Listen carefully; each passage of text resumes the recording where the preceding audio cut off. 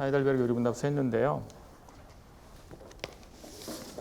이제 넘어가기 전에 제가 한 가지 말씀드리고 넘어가려고 합니다. 그것은 뭐냐면 그 하이델베르크 요리문답서의 중요한 특징 중에 하나는 그거예요. 그러니까 어떤 교리 설명을 하고 그리고 나서 그 다음에 그 교리에 대한 적용을 말한다는 점입니다. 그러니까 위로가 무엇입니까? 유익이 무엇입니까? 이렇게 해요. 그래서 어떤 교리 설명을 한 후에 그 다음에 틀림없이 그것의 유익이 우리에게 준 유익이 무엇입니까? 이렇게 설명을 꼭 합니다. 굉장히 중요한 부분이거든요. 그런데 이게 어디에 있는가 제가 보니까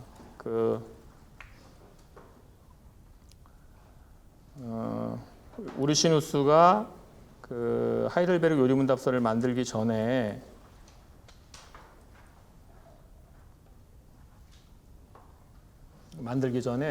두 가지 요리문답서를 만들어요. 그러니까 하나가 이제 우리가 카테케시스 미노아라는 것, 또 카테케시스 마요라는 거를 만들어요. 그러니까 하나가 대요리문답서, 소요리문답서 이렇게 불리우는 거예요. 여러분의 책에도 이렇게 있을 텐데 그 저자 관련해서 그 제목은 있을 거예요. 그런데 그 대요리문답서에 보면은 제가 예시를 하나 드는 거예요. 이렇게 해요. 하나님은 누구십니까? 이렇게 물어요. 하나님은 누구십니까? 하나님은 누구십니까? 이렇게 물어요. 이렇게 묻고 자 이렇게 답을 하는 거예요. 제가 그 답을 그냥 쭉 한번 읽어볼게요. 그는 한 본체이며 영적이며 지성적이며 영원하며 무한하며 모든 피조물과 다르며 진실하며 선하며 의로우며 흠이 없으며 자비로우며 자유로우며 가장 자유로우며 모든 선한 것들의 근원과 원인이시며 무한한 능력과 지혜를 가졌고 죄에 대해 진노하신다. 지금 뭘 설명한 겁니까? 여러분 신론에서 속성이에요. 속성. 그러니까 속성을 쭉 열거했죠. 그리고 나서 또 이렇게 말합니다. 영원전부터 자기의 형상인 아들을 낳는 영원한 아버지와 함께 영원한 아버지의 형상인 아들과 아버지와 아들로부터 나오시는 성령님이시다. 신성은 확실한 말씀과 신적 증거들에 의해 그렇게 계시되었다. 여기까지가 뭐 설명한 거예요 지금? 삼위일체 설명한 거죠. 예. 영원한 아버지는 아들과 성령과 함께 하늘과 땅과 모든 피조물을 창조했고 그의 섭리로 보존하고 다스린다. 자, 여기까지 뭐 설명한 거예요? 창조와 섭리. 이게 지금 신론 요약이죠, 여러분. 아시겠죠? 그리고 그의 아들 때문에 아들을 통하여 인류 안에서 영원한 교회를 자기에게로 모으신다. 그리고 아버지는 의로운 자들과 의롭지 않은 자들의 심판자이시다. 이렇게 해요. 자, 이렇게 하나님은 누구신가를 이렇게 여러분이 신론에서 배울 그런 내용들로 꽉 채워서 한 거죠. 속성, 삼위일체, 창조, 섭리.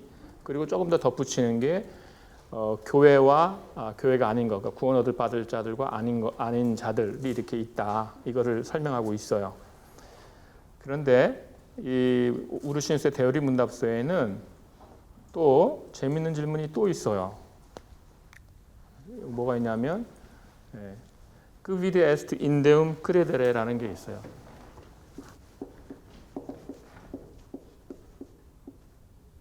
Quid est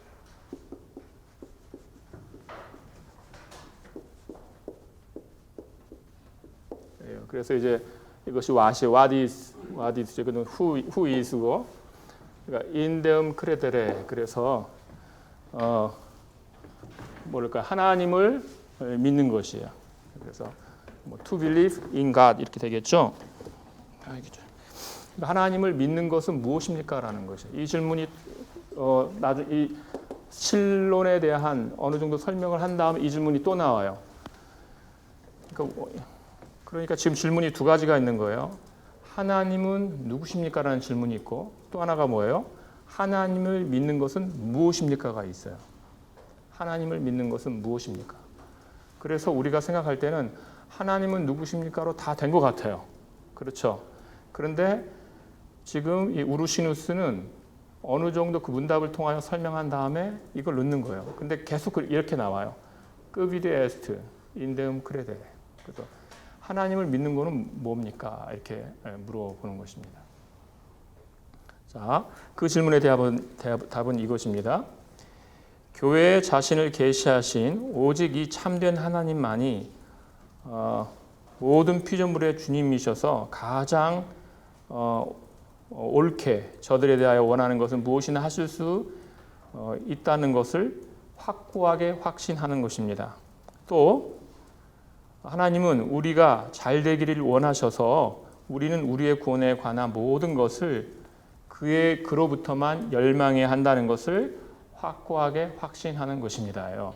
자, 이 질문은 무엇이냐면 첫 번째 질문은 하나님께서 원하시는 대로 이 만물을 다스리시는 것을 우리가 확신해야 된다. 이 부분입니다. 확신해야 된다. 두 번째 부분은 무엇이냐면 하나님께서는 우리를, 그러니까 지금 신자들을 그러니까 성경의 모든 것을 합하여 선을 이루시느니라 그러잖아요. 그러니까 신자들의 선을 원하시기 때문에 우리들은 우리에게 필요한 모든 것, 우리에게 좋은 모든 것을 누구에게만 지금 기대해야 되는 것이죠? 하나님께만 기대해야 합니다. 이것을 우리가 확신해야 합니다라는 것이에요. 그래서 지금 제가 말씀드리려고 하는 것은 이렇게 그 교리에 있어서의 어떤 객관적 진술이라고 할 수 있는 내용, 하나님은 이런 분이야.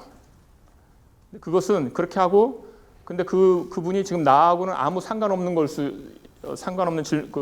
설명일 수 있어요. 그러니까 그것을 믿는 것은 무엇입니까?라는 게 있어요. 그래서 이것은 객관적 교리에 대한 주관적 반응이에요.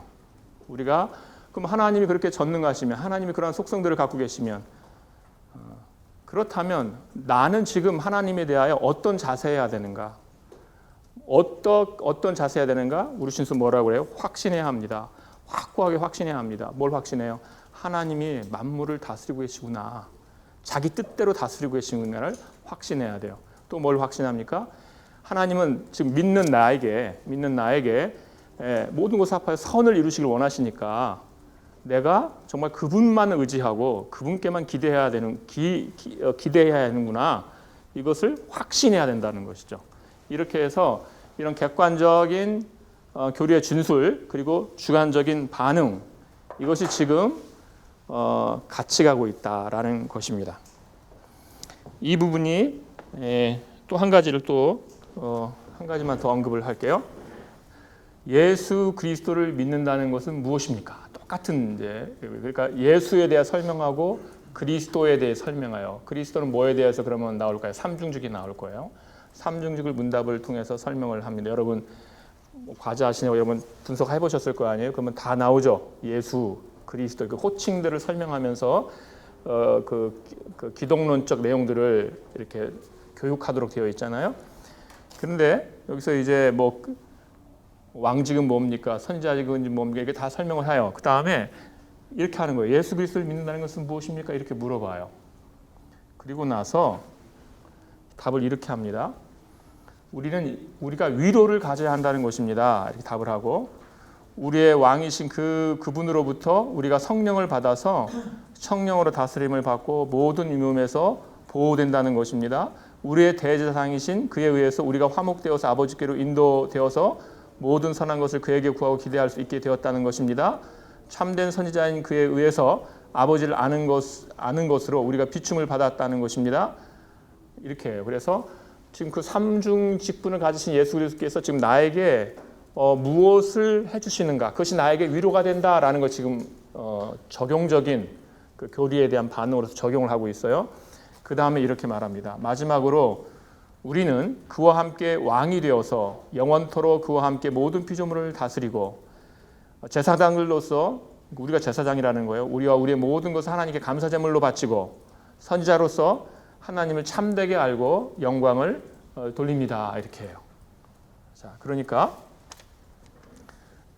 혹시 이 마지막 이 부분은 하이델베르그 요리문답서에서 어떤 질문으로 오시는지 아시겠나요? 네, 예.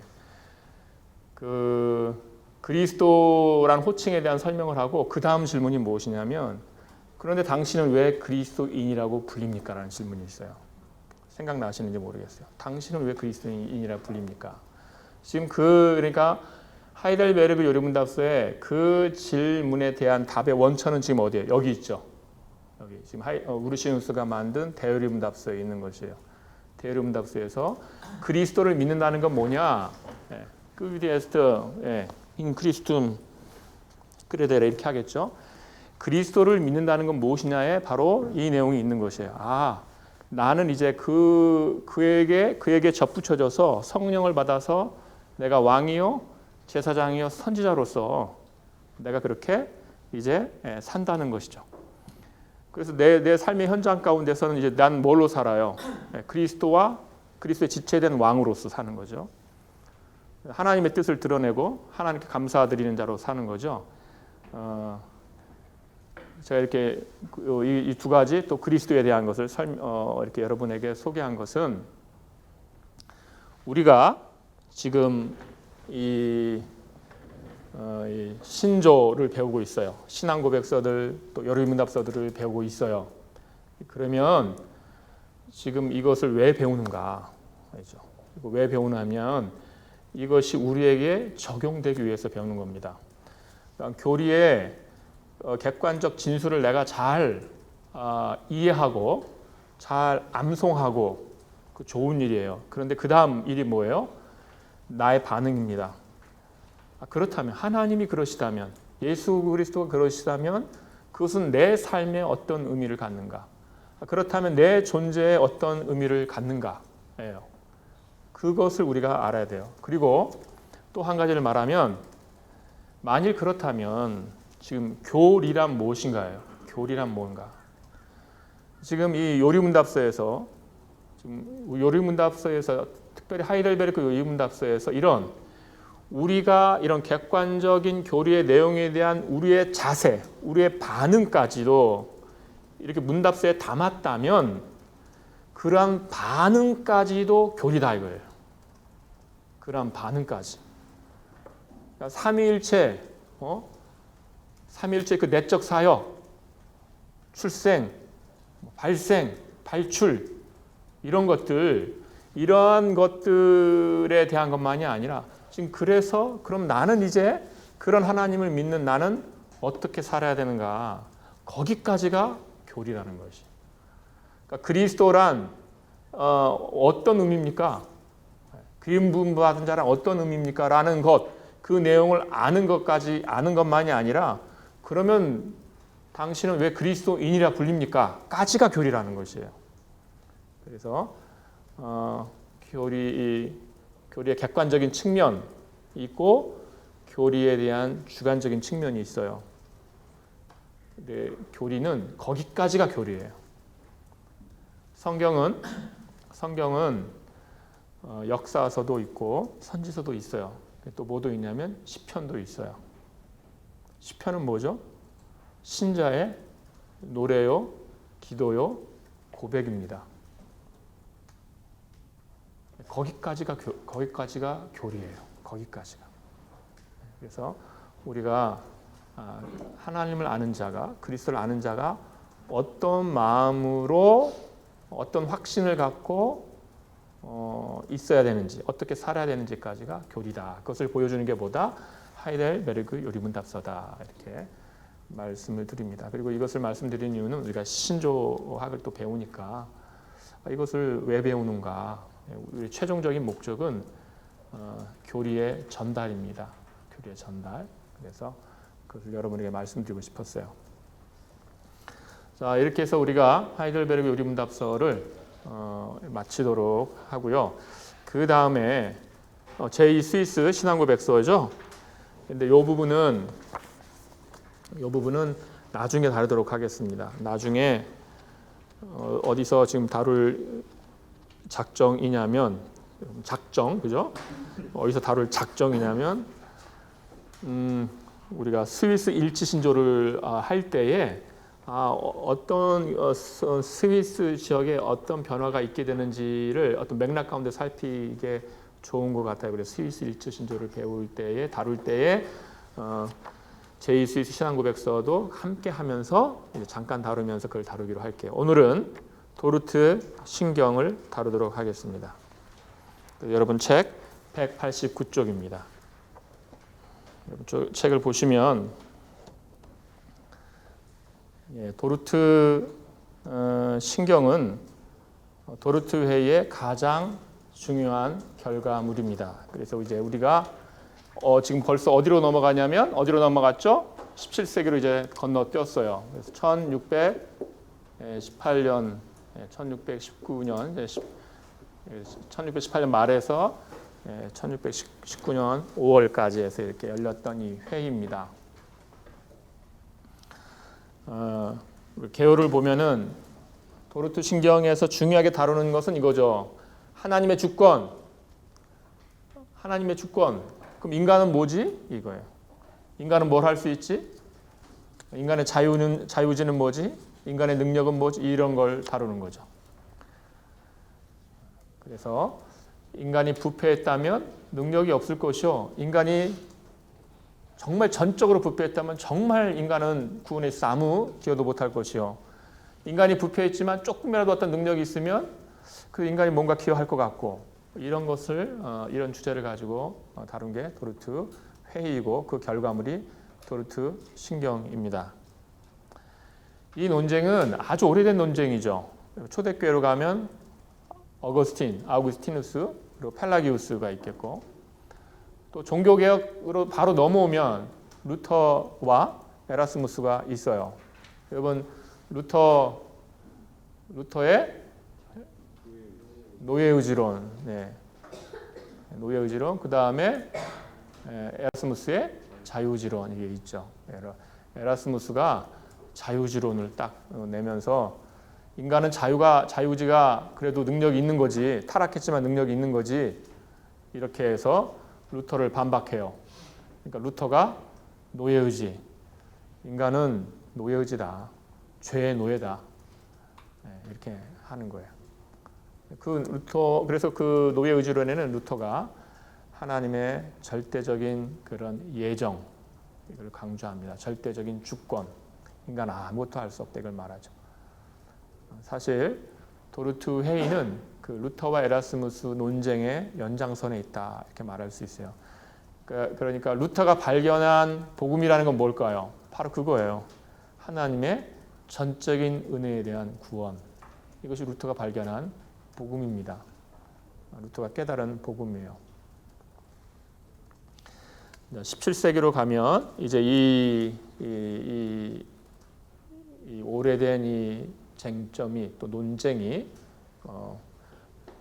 공적으로 솟아올라서 많은 사람들의 입을 오르내리면서 결국 회의를 열 수밖에 없는 상황이 되고 회의를 열었습니다. 자, 우리가 넘어가 보죠. 제가 뭐 하나 들고 왔죠? 이런 책이에요. 책이고 원래 이렇게 묶여져 있는데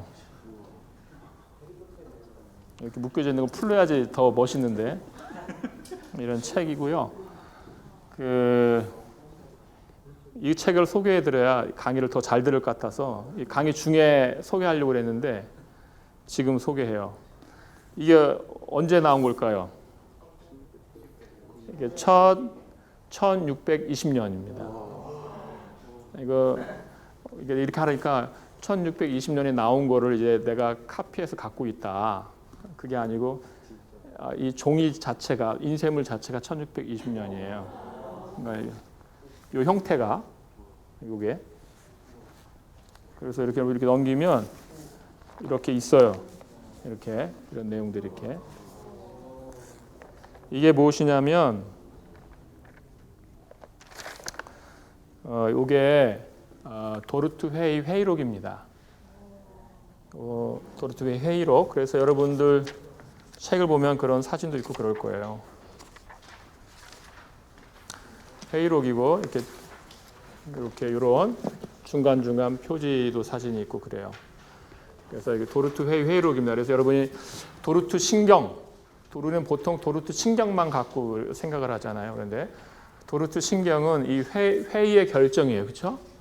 회의의 결정입니다. 그래서 몇 월 며칠 날 뭐 했고, 뭘 얘기했고, 어떻게 했고, 몇 월 며칠 날 오전에 회의했고, 오후에 회의했고, 이런 게 여기 다 기록되어 있는 것이에요. 그래서 이렇게 두꺼워요, 얇아요? 두꺼워요. 두꺼워. 네. 여기서부터가 도르트 신경이에요. 그러니까 회의가 이렇게 열리다가 회의가 이렇게 회의록이 있어요. 몇 월 며칠에 뭐 했다 이렇게 열리다가 여기다가 이제 그 결정이 된 다음에 도르트 신경이 여기에 첨부되어 있는 것이에요. 그래서 요만 여기 어디까요? 계속해서 신경이 첨부되어 있고 그리고 여기 있죠. 여기 이건 뭐냐면 대표들의 이제 여기 콘클루지오 있죠. 콘클루지오 있고 여기 도르트 신경 제일 마지막 부분 있고 여기 중간중간 다 항목별로 사실 이거 사인한 거 있어요. 그러니까 좀 참여했던 신학자들, 참여했던 총대들의 지역과 노회와 그리고 그 사인들, 그러니까 그 이름들이 여기 다 기록이 된 거예요. 그래서 여기까지가 그러니까 우리가 알고 있는 도르트 신경은 이 부분인 거죠. 이 부분이고 이렇게 되어 있어요. 재밌죠? 네. 그러니까 도르트 신경은 신경만 있지 않고 이런 회의에 그러니까 이렇게 딱 보니까 무게가 느껴지죠. 네. 그러라고 가져왔어요. 무게를 한번 느껴보라고. 그러니까 도르트 신경이 참 무겁구나. 이게 무겁구나 이런 거죠. 보실 분들은 보세요. 신경 자체가 중간에 정리된 건가요? 신경이요. 예, 그 설명을 드려야 되는데 저게 이제 돌아올 때쯤 해서 제가 설명을 드릴게요. 왜냐하면 저 회의록의 구성을 설명을 해드려야 돼요. 그래야 도르트 회의가 어떻게 열렸는지 그 절차를 여러분에게 말씀드릴 수 있어요. 지금은 저게 돌고 있는 동안에는 제가 역사적 배경에 대해서 설명을 드리겠습니다. 역사적 배경, 어떻게 해서 도르트 회의까지 이르게 되었는지 그 설명하는 중에 보시면서 아까 이렇게 사진 찍으실 분들 찍어도 돼요. 찍어서. 근데 여러분 이거 인터넷에 요즘에는 다 스캔 떠서 올라가 있어요. 그러니까 여러분 보시면 되고 또 도서관 가면 다 이렇게 만들어 놔 있어요. 제본 떠서 그렇게 보시면 됩니다. 여러분, 자 아르미니우스 여러분 알죠? 네, 여기서 여러분 아르미니우스는 모르지만 알미니안주의, 아르미니우스주의 많이 들어봤죠. 네, 그 원천이 되는 신학자가 되는 거죠. 아르미니우스. 그래서 아르미니우스주의라는 것이 바로 이 도르트 회의를 통하여서 알려지게 되는 것이죠. 이 아르미니우스주의는 굉장히 큰 영향을 끼쳐서 우리 교단들도 그 노선이 정해져 있죠. 그래서 우리 한국으로 말하면 한국에서는 뭐가 있을까요? 감리교, 그죠? 그리고 또 성결교 이런 게 이제 아르미니우스주의입니다. 장로교는 뭐예요? 이제 우리가 칼빈주의다 이렇게 말하는데 이제 그렇게 나눠지죠. 자 보겠습니다. 자, 아르미니우스는 이 고마루스, 그러니까 이 고마루스라는 신학자와 아르미니우스라는 신학자가 네덜란드 레이든 대학에 같이 있던 교수예요.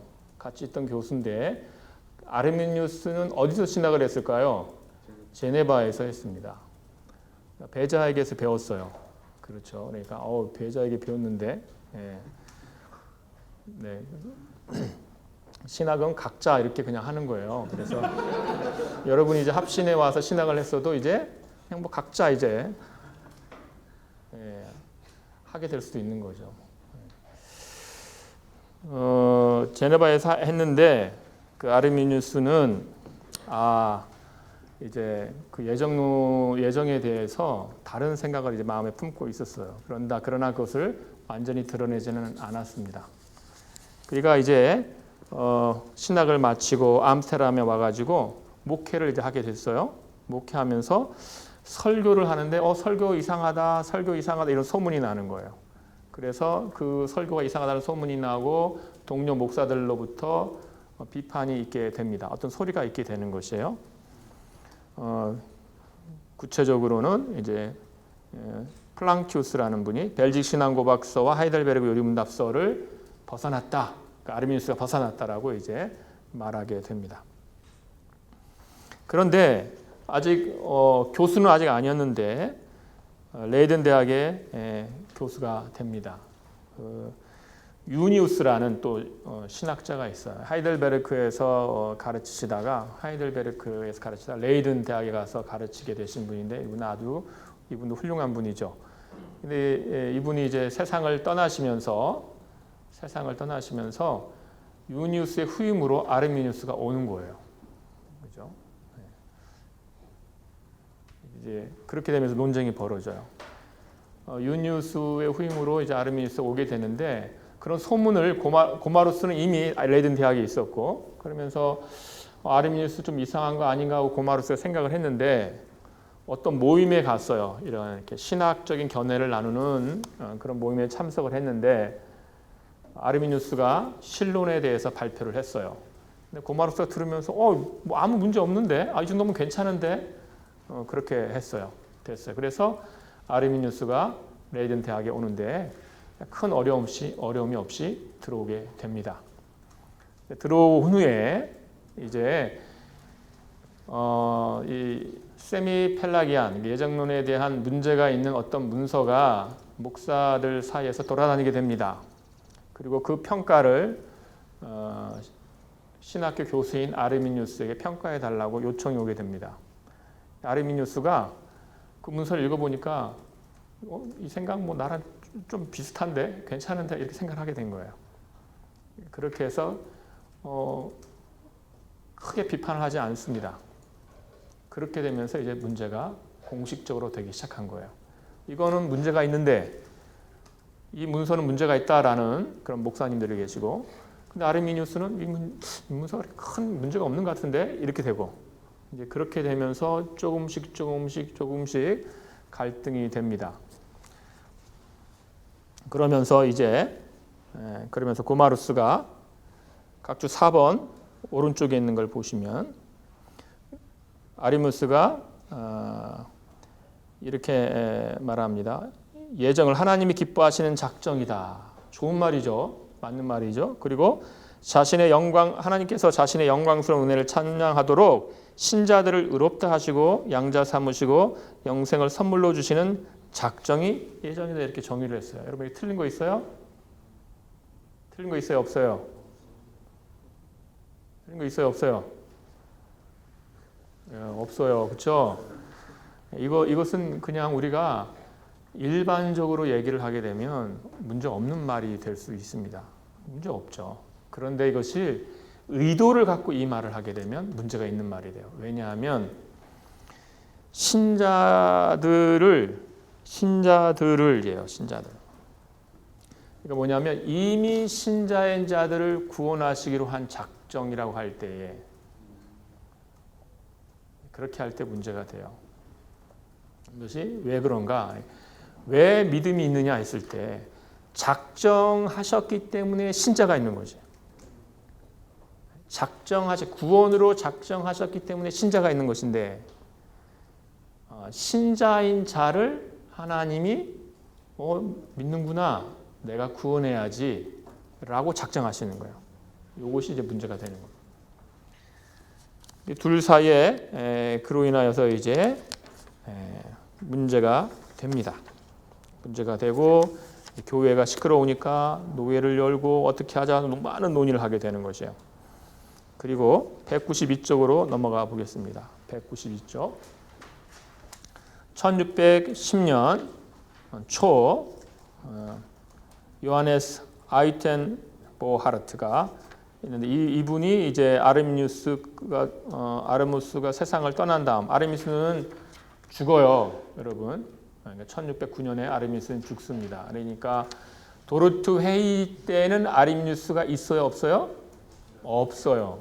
그러니까 가끔씩 도르트 회의 때도 아리미누스가 살아 있었다고 생각하는 사람들이 있어요. 왜냐하면 도르트 회의는 아리미누스 주의 때문에 열린 회의니까. 근데 도르트 회의는 아리미누스 주의 때문에 열린 회의일지라도 아리미누스는 이미 죽은 다음입니다. 아리미누스 죽은 이후에 열린 거예요. 그런데 이제 어떻게 열리게 되는가가 이제 그 다음 이제 아리미누스 죽음 다음에 이제 과정인데 43명이 아리미누스를 따랐던 그러니까 아리미누스 주의자들이라고 우리는 부르겠죠. 근데 이 당시에는 아리미누스 주의자들이라 이런 게 막 지금처럼 보편적으로 그런 때는 아니에요.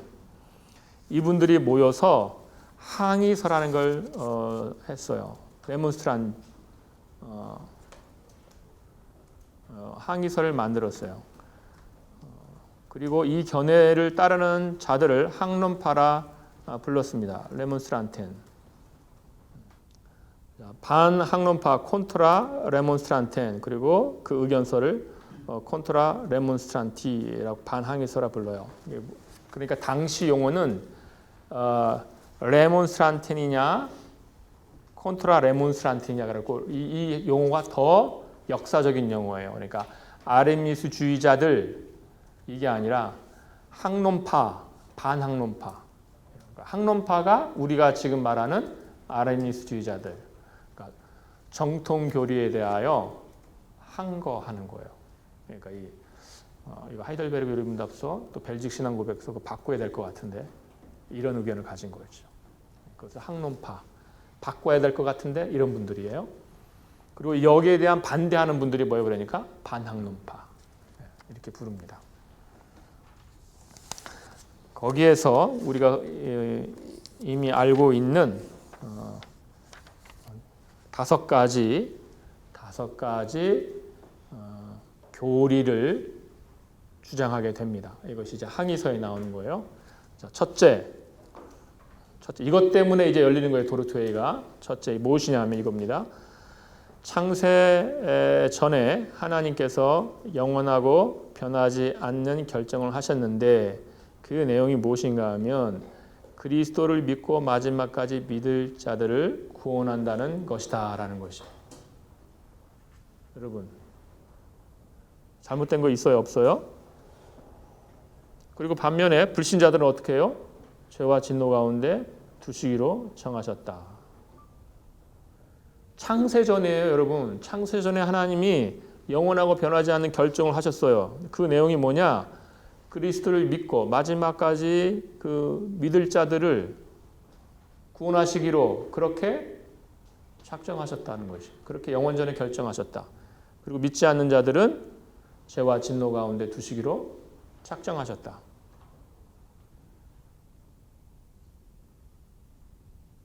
틀린 거 있어요, 없어요?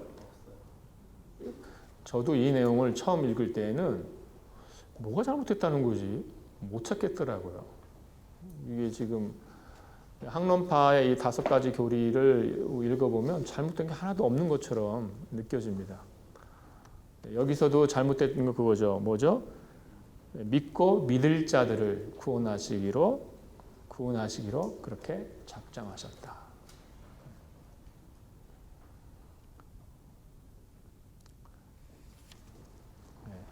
여러분 어떻게 되는 것이에요? 여기서 문제는 믿는 자라는 게 있고, 그죠? 믿음이라는 게 먼저 있어야 되는 거죠, 그죠? 지금 순서가 이렇게 믿음이라는 게 먼저 있고, 그 다음에 이 믿음을 보고 하나님 뭘 하시는 게 그 다음에 작정하시는 것이 논리적 순서가. 하나님은 믿을 자들을 구원하시기로 작정하셨다. 지금 여기서 빠져 있는 건 뭐예요? 믿는 거예요. 믿는 거. 어떻게 믿지? 어떻게 믿지가 빠져 있어요. 어떻게 믿지? 어떻게 믿지? 이게 빠져 있는 거예요, 지금. 그러니까 이 믿음은 지금 누가 믿는 거냐고 할 때 지금 항론파가 의도하고 있는 건 뭐죠? 인간이 자기 의지로 믿는 것을 의도하고 있는 거예요. 인간이 자기 의지로 믿으면 그 믿음을 하나님이 미리 보시고 그리고 하나님께서 뭐 하시는 거예요? 작정하신다. 선택하신다. 자, 요게 학론파의 첫 번째예요. 자, 두 번째 주장을 뭐냐? 두 번째 교리는 이렇게 말합니다. 예수 그리스도가 세상의 구주로서 모든 각 사람을 위해서 죽으셔서 그들 모두를 위한 구속과 죄 용서를 얻으셨고 이제 오직 신자만이 이것을 누린다예요. 자, 예수 그리스도가 세상의 구주로서 모든 각 사람을 위해 죽으셔서 그들 모두를 위한 구속과 죄 용서를 얻으셨고 이제 오직 신자만 이것을 누린다. 이것도 보면은 잘못한 게 없죠. 보면은 딱 보면 잘못한 게 없어요. 그런데 이것은 우리가 첫 번째 항과 이제 또 연결이 됩니다. 이 항에서 문제가 되는 건 뭐냐? 오직 신자만이 죄 용서를 누린다. 이게 아니에요. 신자만이 죄 용서를 누리죠. 여기서 문제가 되는 부분은 그리스도께서 모든 각 사람의 죄를 용서하려 하시는 의도로 죽으셨는가가 여기서 문제가 됩니다. 얼핏 보면 이 학론파의 주장은 예수 그리스도의 속죄의 능력을 높이려는 의도가 있는 것처럼 보입니다. 예수님이 모든 각 사람을 위해서 그걸 다 그 죄 용서를 위해서 죽으셨는데 그러면 예수님의 피의 가치가 높아지는 거 아니냐 이렇게 돼요.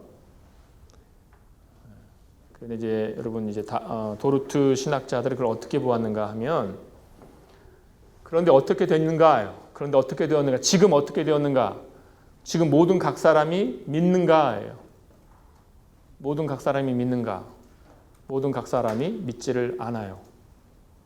그러면 예수님의 속죄 사역의 열매는 어디 갔는가? 모든 각 사람이 믿고 있지 않다는 이야기는 그들은 뭐예요? 그들에게 죄 용서가 적용되지 않았다는 것이에요. 그들을 위하여 그리스도께서 구원을 얻으셨는데 그들은 지금 어떤 형편에 있어요? 구원 얻지 못하고 있는 형편에 있어요. 도르트 신학자들이 볼 때 예수 그리스도의 피의 능력이 없어요. 그리스도의 피의 능력이 없어요. 구원자 예수인데 구원하시는 능력이 없는 예수예요. 지금. 자, 세 번째 항은 무엇인가 하면 세 번째는 이런 주장입니다. 죄 가운데 있는 인간에게 스스로 구원하는 능력이 없다. 자유의지의 힘도 없다. 인간은 스스로 선한 것을 생각하거나 의지하거나 행할 수 없다. 이것이 세 번째 교리예요. 학론파가 주장하는. 자, 여기서 틀린 거 있어요? 없어요?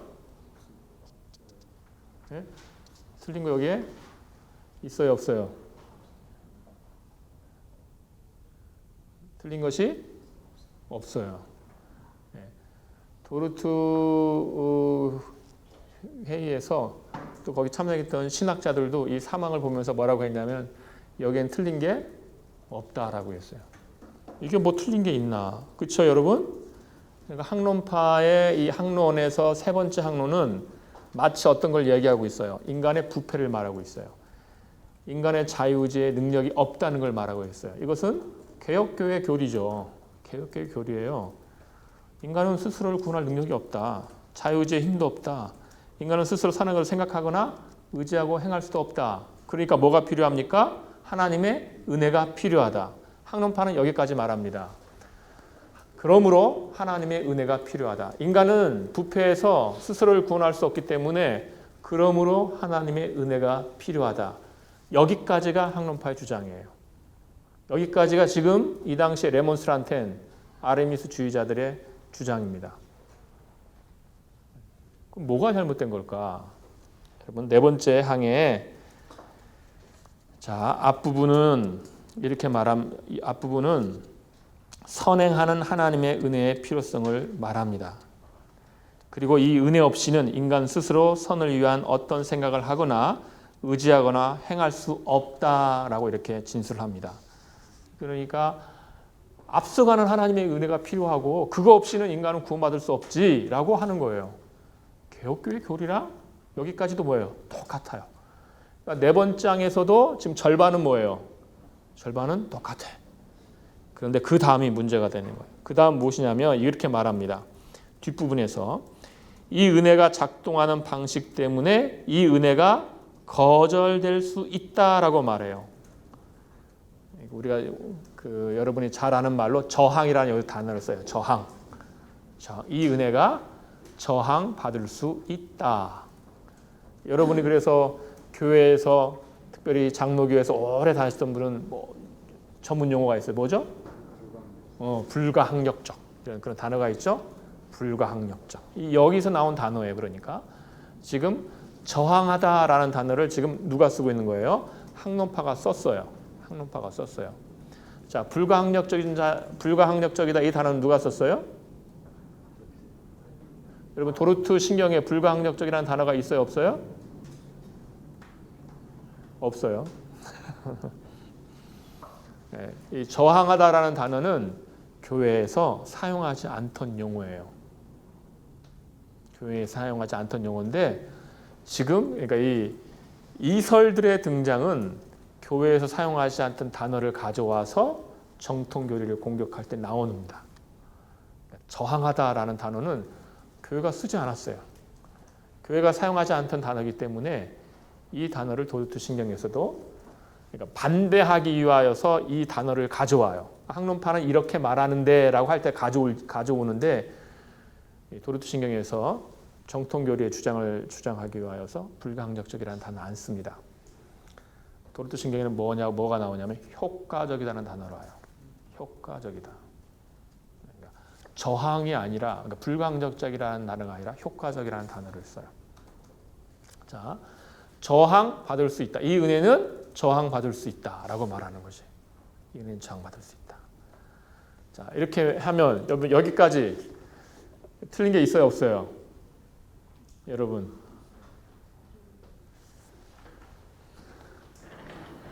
자, 우리가 한번 생각을 해봅시다. 그러니까 이렇게 말할 수 있죠. 자, 세 번째에서 자, 첫 번째, 두 번째, 이제 세 번째, 네 번째, 다섯 번째가 있죠. 자, 세 번째에서 뭘 했죠? 인간은 죄인이다. 자유의지의 능력이라는 것은 없다. 그렇죠? 네. 사항 그러니까 논리적으로 사망에서 이렇게 말했어요. 그러니까 뭐가 필요해요? 하나님의 은혜가 필요하다. 이렇게 말해요. 이거는 전형적인 우리 거예요. 그렇죠? 우리는 전적으로 부패했고 죄인이고 자유의지의 능력은 부패했으니까 당연히 능력이 없고 그랬고 우리는 하나님의 은혜가 필요하다. 이것은 우리가 말하는 겁니다. 그 다음 뭘 말합니까? 은혜가 작동하는 방식에 있어서 저항받을 수 있다라는 말을 쓰는 거예요. 저항을 이야기해요. 저항받을 수 있다. 그래 놓고 나니까 이제 이렇게 내고 이렇게 하는 거예요. 이게 지금 아르미니스 주의입니다. 그래 놓고 나니까 이제 뭐가 됐어요? 결국은 은혜가 여기서 함의된 건 뭐예요? 은혜가 받아들여지는 것은 누구 때문에 받아들여지는 거예요? 인간 때문에. 저항하지 않고 그 은혜를 받는 인간의 능력이에요. 하나님의 은혜가 주어질 때 저항하지 않고 그 은혜를 받는 인간의 능력이 여기서 함의된 거예요. 그러니까 지금 어떻게 된 거예요? 위의 것과 모순이 되고 모순이 된 거죠. 위에서는 자유의지의 능력이 없어서 하나님의 은혜가 필요하다라고 했는데 그 다음에 뭐라고 그랬어요? 그런데 저항받을 수 있다. 하나님의 은혜가 저항받을 수 있다 하니까 하나님의 은혜는 저항받지 않을 수도 있네. 그런 자들이 믿는 것이고 그런 자들이 구원받는 것이 은혜가 되는 거죠. 그렇게 되는 뭐예요 이제? 하나님의 은혜가 주어졌을 때 저항하지 않고 받는 자들, 신자들, 그들이 구원받는 게 되는 것이죠. 이것이 이제 도르트 회의에 참여했던 그 신학자들이 볼 때는 두 가지가 모순되는 것입니다. 그래서 도르트 신경에서 신경은 어떻게 돼서 첫 번째 교리에 대한 것, 두 번째 교리에 대한 것, 그 다음 뭐예요? 세 번째와 네 번째는 묶어요. 묶어서 세 번째, 네 번째 교리에 대하여가 나오고 그리고 다섯 번째 교리에 대하여가 나와요. 그러니까 이것은 따로따로 하지 않고 둘이 함께 묶어서 도르트 신경은 작성이 됩니다. 도르트 신학자들이 볼 때 어떻게 돼 이렇게 되면 어떻게 된다는 것이에요. 이거는 아니다. 그러니까 도르트 신경 우리가 도르트 신학자들 여기서 답은 무엇이었냐? 답은 무엇이냐면 이거죠.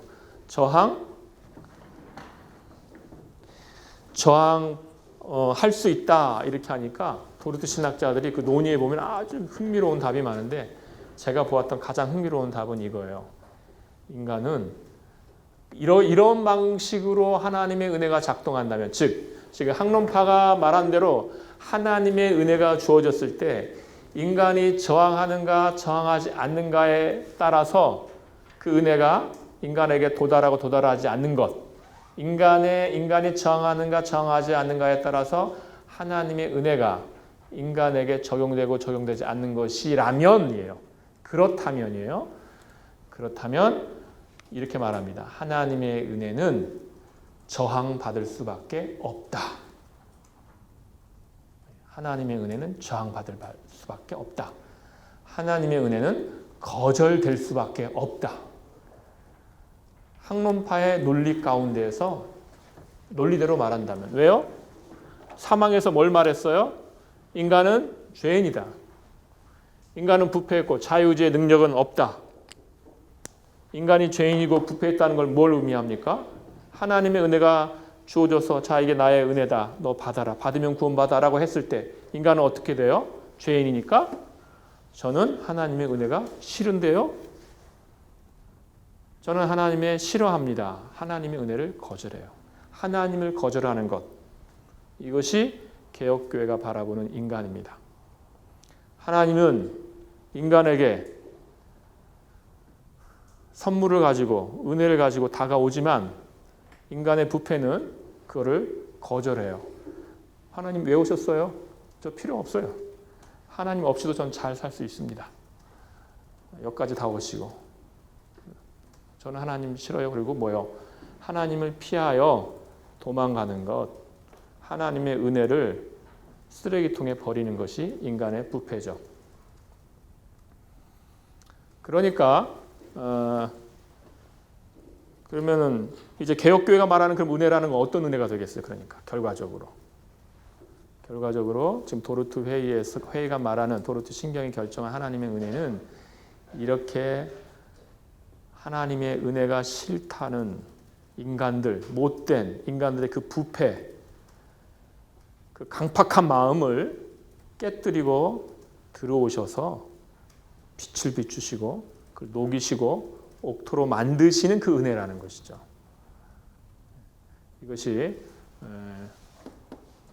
그 도르트 회의의 답입니다. 학론파에 대한. 자, 그 다음 이제 5항. 5항은 무엇이냐 하면 5항은 뭘 이야기하죠? 견인이죠. 견인. 성도들의 견인입니다. 견인. 여기에서도 재미있어요. 이것도 전반부에서 이렇게 말합니다. 193쪽 아래에서 세 번째 줄이죠. 그리스도에게 접붙여진 자들이 성령의 은혜로 사탄, 죄, 세상 그리고 육신과 싸우고 승리할 충분한 능력을 소유한다라고 말해요. 그러니까 여러분 여기 틀린 거 있어요? 없어요? 없어요. 여러분 이설들은 조심해야 되죠. 이설 딱 보면 틀린 게 있어요? 없어요? 없어요. 없는 것처럼 보여요, 여러분.